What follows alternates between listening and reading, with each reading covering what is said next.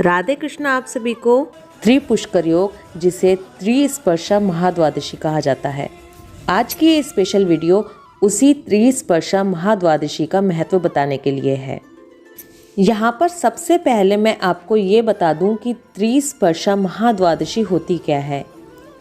जब अरुणोदय काल में एकादशी हो, पूरा दिन द्वादशी रहे और रात्रि के अंतिम पहर में त्रयोदशी आ रही हो, तब उसे त्रिस्पर्शा महाद्वादशी कहा जाता है।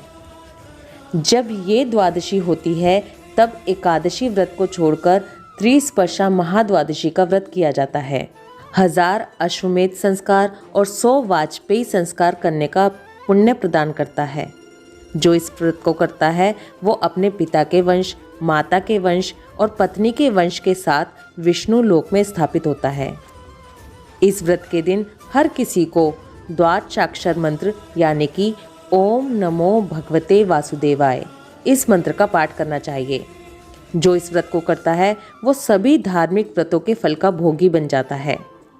यहाँ पर मैं आपको पद्म पुराण में निहित एक छोटा सा प्रसंग बताती हूँ, जिससे हमें त्रिस्पर्शा का महत्व पता चलता है।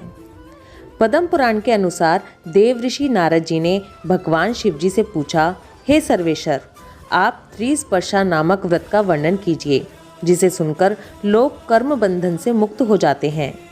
तब महादेव जी बोले, हे विद्वान, देवादिदेव भगवान ने मोक्ष प्राप्ति के लिए इस व्रत की सृष्टि की है, इसलिए इसे वैष्णवी तिथि कहते हैं। भगवान माधव ने गंगा जी के पाप मुक्ति के बारे में पूछने पर बताया था, जब एक ही दिन एकादशी, द्वादशी तथा रात्रि के अंतिम प्रहर में त्रयोदशी भी हो तो उसे त्रिस्पर्शा समझना चाहिए।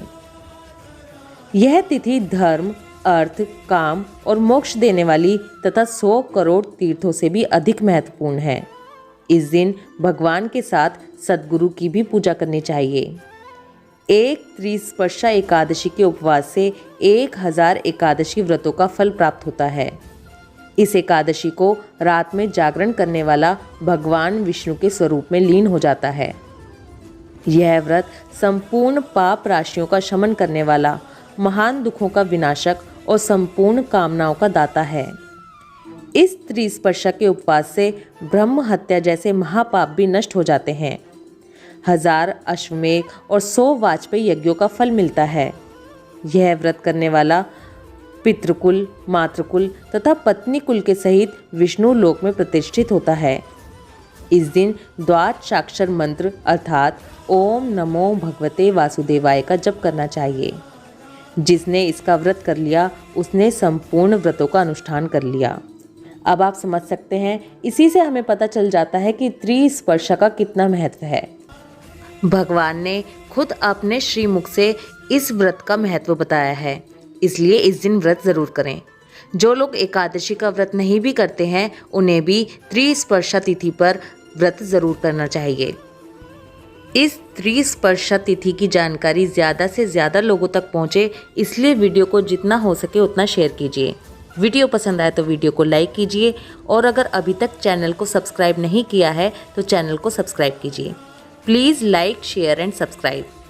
राधे कृष्णा।